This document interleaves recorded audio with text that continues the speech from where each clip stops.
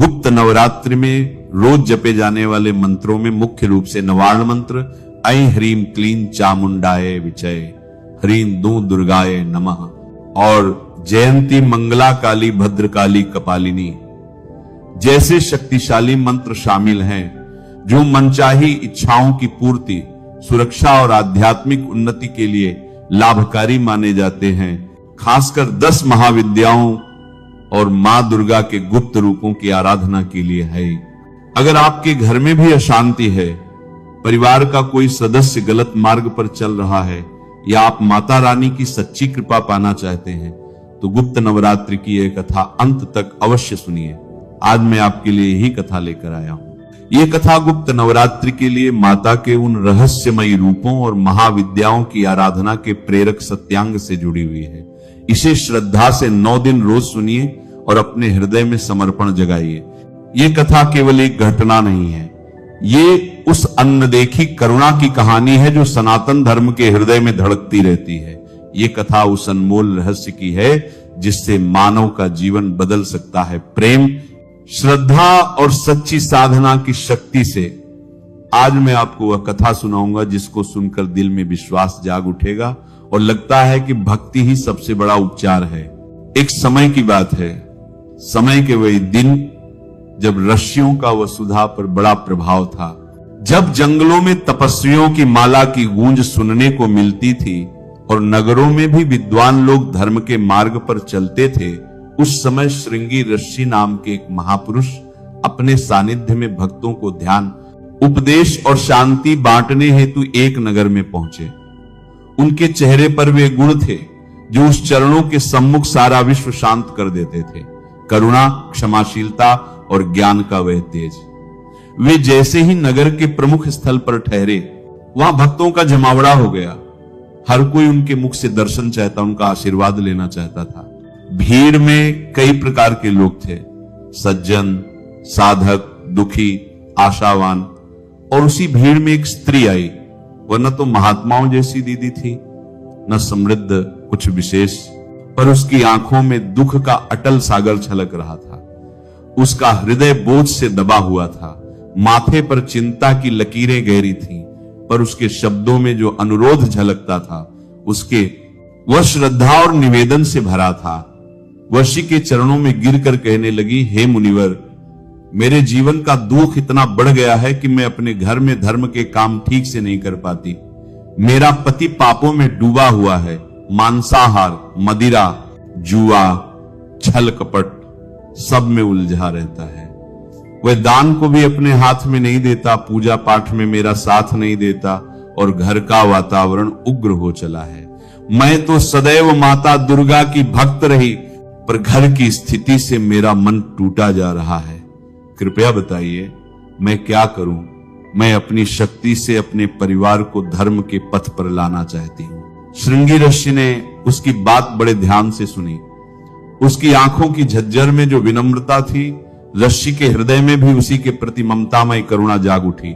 ऋषि ने उस स्त्री का हाथ थामकर कहा, हे पुत्री, तेरे हृदय में जो दर्द है वह श्रद्धा की आग है। वही आग तुझे जीवन का नया मार्ग दिखाएगी। तुम माता का नाम रखकर जो साधना करोगी, वही तुम्हारे और तुम्हारे परिवार के जीवन को परिवर्तन करेगी। पर यह साधना किसी दिखावे की चीज नहीं, ये एक गुप्त, अंतर्मुखी और पूर्ण समर्पण की साधना है। यह साधना गुप्त नवरात्रियों में होगी। स्त्री ने आश्चर्य से पूछा, गुप्त नवरात्रि वो क्या है? हमने तो बस वसंत और शरद के नवरात्रियों के बारे में सुना है। ऋषि मुस्कुराए और बोले, हां पुत्री, प्रकट नवरात्रियां सब जानते हैं, पर गुप्त नवरात्रियों का श्रेय वही समझता है जिसने रहस्य देखा हो। जो प्रकट नवरात्रि में 9 रूपों की प्रकट देवी आराधना होती है, वैसे ही गुप्त नवरात्रि में महाविद्याओं का अदृश्य सुगम भाव से पूजन होता है। इन दिनों में माता अपने गुप्त रूपों में प्रकट होती हैं।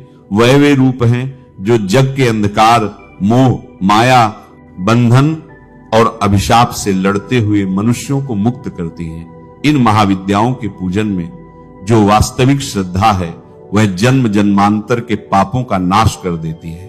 और ऋषि ने उसे वह प्राचीन कथा सुनाना प्रारंभ किया, जिसे सुनकर उस स्त्री के हृदय में आशा की धूप खिल उठी और जो आज हम सभी के लिए शिक्षाप्रद है। श्रुति, स्मृति और पुराणों की परंपरा अनुसार आज की कथा उस महान घटना से जुड़ी है जब सती और शिव का विवाह हुआ था, पर यह विवाह सबको प्रिय न था। प्रजापति दक्ष, सती के पिता, ने शिव को वह प्रतिष्ठा नहीं दी जिस प्रकार उनके कुल और हित में समझा जाता था। उन्होंने स्वयं यज्ञ का आयोजन किया और कई देवों को आमंत्रित किया, पर शिव और सती को जानबूझकर बुलाया नहीं। जब सती को यह अपमान पता चला तो भरी श्रद्धा और व्याकुलता में उन्होंने पिता के समक्ष उपस्थित होकर यज्ञ में जाने की इच्छा जताई, पर शिव ने उन्हें रोकना चाहा। कहने लगे, हे सती, मैं तेरा पति हूं, मैं तेरी रक्षा करूंगा। पर सती का मन अटल था। अंततः सती ने अपने ही शरीर को अग्नि में समर्पित कर दिया। यह घटना संपूर्ण ब्रह्मांड में एक भयंकर गति लाई। सृष्टि का संतुलन अचिंतित हुआ, परंतु यही दुख और त्याग नया आरंभ भी लेकर आया। सती के इस महात्याग के बाद माता ने न केवल अपने शाश्वत स्वरूप को पुनः स्थापित किया, वरन अपने भीतर के अनेक दिव्य रूपों का उद्भव किया। गुहे, गंभीर, भयंकर और कृपालु, जो बाद में महाविद्याएं के नाम से विख्यात हुई। ये 10 महाविद्याएं थी, महातीर्थों का संयोग, जिनमें प्रत्येक का अपना स्वरूप, अपना आचार और अपनी शक्ति थी। इनका उद्देश्य था संसार के कलेशों का निर्मूलन, अज्ञान के वासनाओं का नाश और भक्तों के उद्धार का मार्ग खोलना। श्रृंगी ऋषि ने विस्तार से कहा, ये 10 महाविद्याएं केवल देवी नहीं, वे सृष्टि की विभिन्न शक्तियां हैं। काल परिवर्तन, विवेक, संयम, विच्छेदन और समर्पण की शक्ति।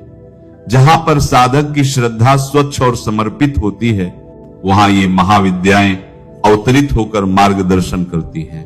यही कारण है कि इनका पूजन गुप्त होकर करने से अत्यधिक फल मिलता है। साधक को यहां भोर का शुद्ध समय चाहिए, मन का सत्य और समर्पण की अग्नि चाहिए। बरान को समर्पण का पूजन की बात स्त्री ने आग्रह से कहा, हे मुनिवर, कृपा करके बताइए ये महाविद्याएं कौन कौन हैं और इनकी साधना से क्या फल मिलता है। मेरा पति अत्यंत पापी है, क्या ऐसी साधना उससे मोक्ष ला सकती है? ऋषि ने उसके चेहरे पर उभरती हुई आशा को देखा और धीरे से मुस्कुराते हुए कहा, पुत्री सुनो ध्यान से, मैं तुम्हें वह मार्ग बताता हूं, परंतु ध्यान रहे यह विधि दिखावे की नहीं, ये समर्पण की परीक्षा है। ये साधना तुम्हारे आत्मा की शुद्धि से जुड़ी है, न कि केवल कर्मकांड से। फिर भी मैं तुम्हें महाविद्याओं का संक्षेप बताऊंगा ताकि तुम्हें श्रद्धा का आधार मिले। उन्होंने कहा, पहली महाविद्या है काली, जो समय और परिवर्तन की आदि शक्ति है। काली का पत्र पाठी देखकर साधक अपने भय से मुक्त होता है। काली उस बंधन को काट देती है जो पाप और अभिमान से बना होता है। दूसरी महाविद्या तारा रानी है, ये बुद्धि को तेज देती है, रचनात्मकता और विवेक का उजास फैलाती है। तीव्र बुद्धि जिनको चाहिए वे तारा रानी का नाम जपें। तीसरी त्रिपुर सुंदरी है, ये रूप मधुरता और श्री स्वरूप की देवी हैं। वे उस कार्य को सिद्ध कराती हैं जो बाधा से बाधित हो। चौथी भुवनेश्वरी है, ये समस्त लोगों की अधिष्ठात्री हैं, जिनकी कृपा से संसारिक इच्छाएं स्वस्थ रूप से पूर्ण होती हैं। पांचवी छिन्न मस्तिका, जिसका स्वरूप आश्चर्यजनक है, वह सब बंधनों को अपने शस्त्र से काट देती हैं। उनके पास समर्पण का गहन रहस्य है और वे रोगों, क्लेशों और अशुद्धियों का नाश करती हैं। लिश्य बोले, छठी त्रिपुर भैरवी हैं, ये भय और भय की जड़ को नष्ट करती हैं। विवाह योग्य कार्यों में